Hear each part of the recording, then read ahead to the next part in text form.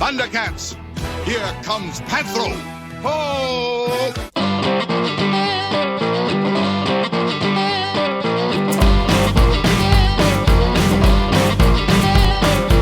Hi guys. Hello gorgeous. It's time for another 360 swag review, and I really like how my Ultimate USS flag review came out with my 80s toy museum in the background. So I think going forward I'm going to shoot my future 360 swag reviews in this room. Since I'm usually too busy to spend much time in it, I get to kill two birds with one stone. Today's review concerns a very special shelf in my toy museum, as well as a very special place in my heart. Thundercats was one of my favorite cartoons growing up. Thundercats! The Thundercats cartoon was produced by Rankin Bass, the same animation studio that did the Lord of the Rings and Hobbit animated films. Released at the same time was the Thundercats' sister show, Silverhawks. Partly metal, partly real. However, the Silverhawks show itself has not aged as well as the Thundercats cartoon. While still fun, a lot of the episodes come off a little too silly and goofy for my tastes. Thundercats, however, still has the same magic for me that it did when I was a kid. It is a fantastic blend of all sorts of different properties. It's got some Lord of the Rings in it, some He-Man and the Masters of the Universe, some Star Wars. It's a mishmash, but in the best possible way. And the theme of the Code of Thundera was a very important one to me growing up. I think it's important for kids to watch shows about heroes who adhere to a code of honor. Justice. Truth Honor! and loyalty. Ho! And while Tigra was my favorite character on that show, he got his butt whipped a lot. A trap. Trapped.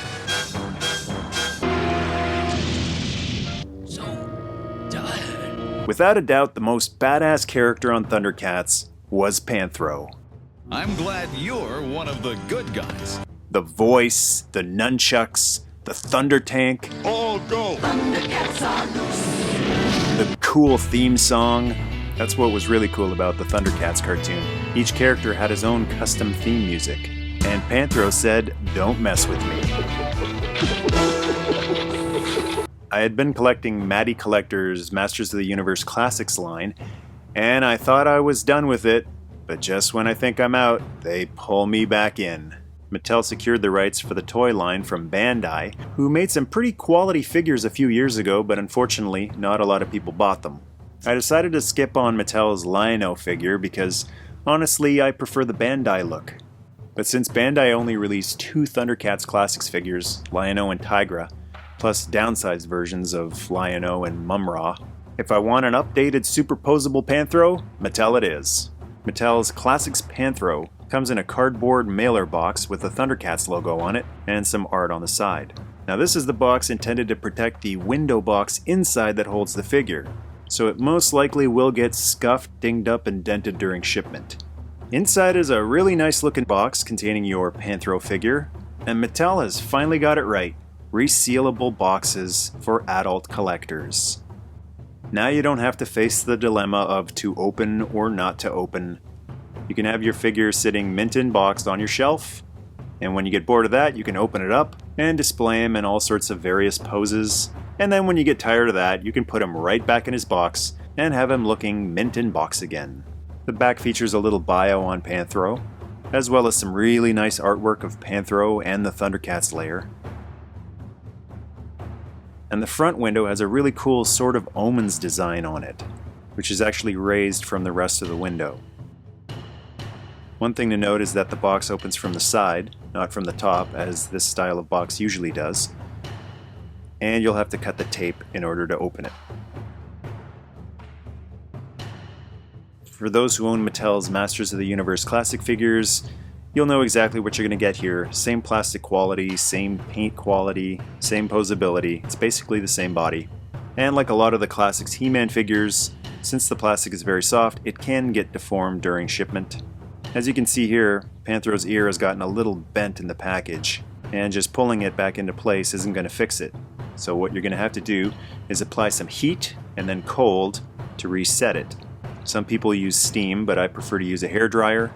Much like adamantium, you gotta get it hot to work with. Once you've heated it up for a minute, Run it under cold water or dip it in ice water while holding it in the shape it should be. As you can see, that will reset it and it'll hold its form even if you try to bend it back the wrong way. Panthro comes with his trademark nunchucks. These are gorgeous. Really beautiful sculpting on the handles, and I love the chain on it as well. It's not metal, but it sure looks like it. Really nice chrome paint job here. Panthro comes with an additional left gripping hand, which looks almost exactly like the one that's already in the figure. Really, the only difference is that the thumb isn't sticking out. Usually when figures come with extra hands, it's something a little more drastic than this, like a fist or pointing or outstretched fingers. So I think it's a little strange that they went to the effort of including an extra hand that's basically almost exactly like the one you already have. I guess this one might look better while he's gripping the Thundrillium detector or the key, but I would have preferred a hand with outstretched fingers, which I'll get into later. So he does include a Thundrillium detector, which has a nice little Thundercats logo on it, and he can hold it just fine. When this detector comes anywhere near Thundrillium, let you know. Hey, this thing's picking up Thundrillium.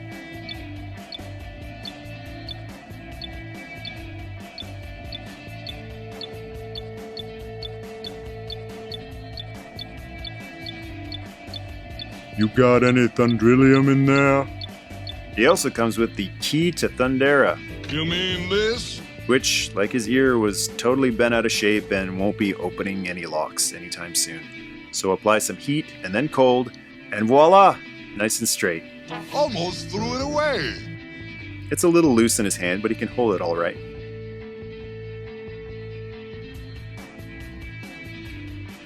And his coolest accessory. I thought this was a base, but it's actually nunchucks being spun around. You attach the red nunchuck onto the spinning blue one, and it looks like he's spinning them around and around.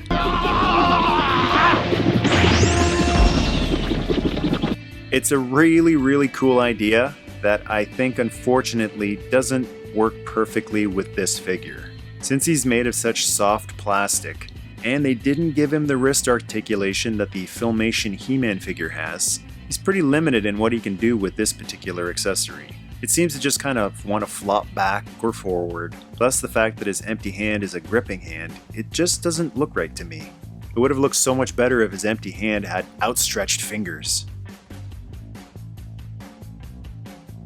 Despite the floppy plastic, he is pretty sturdy. Panthro was known for his martial arts, and with a little bit of patience, you can balance him on one foot. And keep your foot off that blasted flange. Alright, time for a 360. Pretty nice paint applications all around. There's a few specks and spots here and there. Most notably on mine, a little bit of a scratch on the chin, which I'm going to have to touch up. He poses really well with the nunchucks.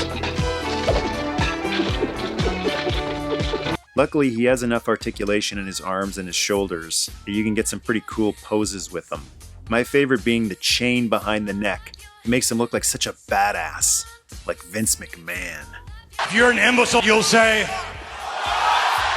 And for a few comparisons, here he is with the original LJN Panthro. Panthro!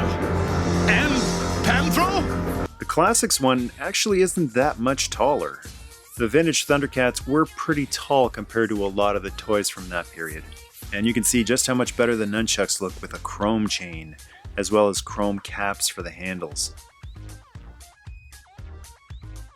And here he is with Matty Collector's Filmation He-Man. You pathetic pair of pitiful pinheads! He's just a bit shorter.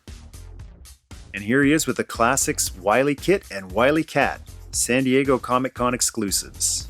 He might be just a bit too short compared to them. And here he is with the Bandai Classics figures. I was hoping he'd scale up to them a little better, but I think Mattel's Panthro is too small to fit in with these guys. They say it's a small world, but this is crazy. It's a shame because I really did like Bandai's Classics figures. They have great paint applications, they're made of really good plastic, and I prefer the look of the sculpts. So some of you might be wondering, does he fit in the original Thunder Tank? Well, let's find out. Unfortunately, he doesn't have enough range in his hips, so you can't get him to sit at a complete 90-degree angle. I knew there was something rancid about that spot. but you can wedge him in there pretty well. He may be a bit too big for it, especially if you're going by the cartoon where the Thunder Tank was a two-seater in the front.